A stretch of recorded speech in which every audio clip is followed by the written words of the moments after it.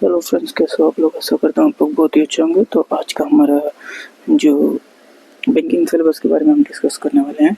तो banking syllabus में हमारा IBPS, SBI, RBI assistant etcetera आता है। तो इंग्लिश लैंग्वेज में आप इंग्लिश लैंग्वेज की जब बात आती है तो उसमें कंप्रीहेंशन, रीडिंग कंप्रीहेंशन आता है, क्लोज टेस्ट आता है, एरर डिटेक्शन आता है, ठीक है।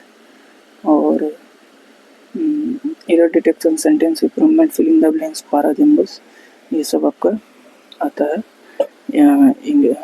इंग्लिश में, ठीक है। फिर हम चलते हैं क्वांटिटेटिव एप्टीट्यूड में। तो क्वांटिटेटिव एप्टीट्यूड में आप देख सकते हो इसमें आता है सिंप्लीफिकेशन एंड अप्रोक्सीमेशन, फिर नंबर सीरीज, ठीक है, जिसमें आपको मिसिंग, रॉन्ग, राइट ये सब देखना होगा। फिर डाटा इंटरप्रिटेशन आता है जिसमें टेबल्स होता है, हाँ, और आपका टेबल्स होता है, फिर बार ग्राफ होता है, लाइन ग्राफ होता है, फिर आपका पाई चार्ट्स वगैरह होता है, ठीक है। फिर आप अर्थमेटिक में आइए। अर्थमेटिक में आपको profit and loss, time and work, ठीक है। फिर टाइम एंड डिस्टेंस आ गया आपका। Simple and compound interest, ratio, percentage, ठीक है। फिर एवरेज, मिक्सचर, ये एवरेज मिक्सचर वगैरह, फिर प्रोबेबिलिटी, मेंसुरेशन, फिर आपका पार्टनरशिप, ये सब आता है आपका क्वांटिटेटिव एप्टीट्यूड में, ठीक है। अब दूसरा हम रीजनिंग एबिलिटी के लिए जाएंगे।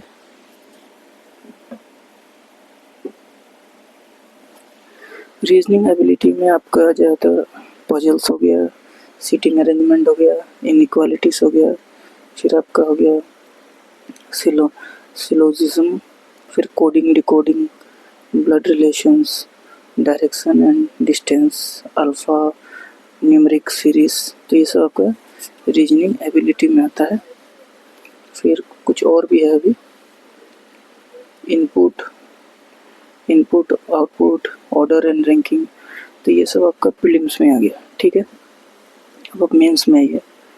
तो मेंस में दोस्तों क्या होता है, रीजनिंग एंड कंप्यूटर एप्टीट्यूड, जो कि 45 क्वेश्चंस की होती है और 60 मार्क्स का पूछा जाता है। इसमें क्या क्या होता है, high level puzzles and sitting arrangement, data sufficiency, input and output machine based, ठीक है।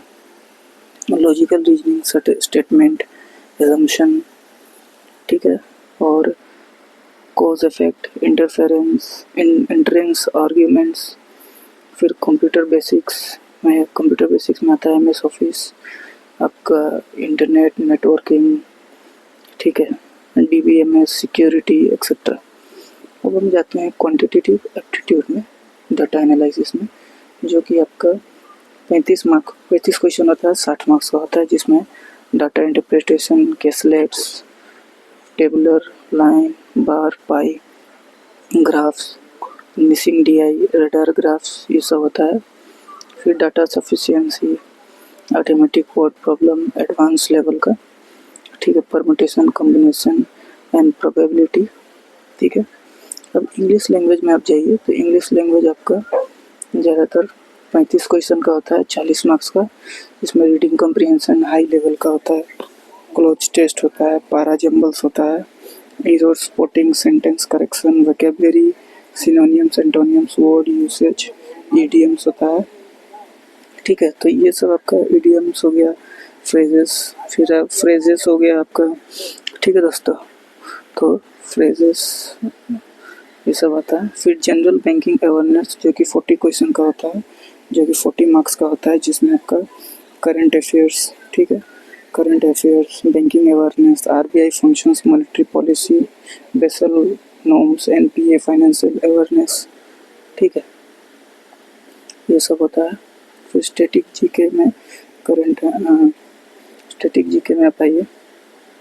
तो यहाँ पे आपका स्टैटिक जीके में countries, Capitals, currency, national parks, important days, books and authors, government schemes, तो ये सब आपका करंट अफेयर्स में आता है, ठीक है। फिर डिस्क्रिप्टिव में आप आइए। तो डिस्क्रिप्टिव में ज़्यादातर SBI PO, IBPS PO, RBI grade etcetera ये 150 से 200 वर्ड्स में आपको लिखना होता है। 25 मार्क्स का होता है। और इसमें आपका ऐसे होता है, लेटर राइटिंग होता है, जो भी फ़िलहाल लेटेस्टली शायद अब डिलीट कर दिया गया है, जिस उसके अगेंस्ट में आपको कॉम्प्रिहेंशन डाला हुआ है। ठीक है। और कुछ टिप्स है यहाँ में, आपको काम आएगा। तो आप देख सकते हो कुछ टिप्स।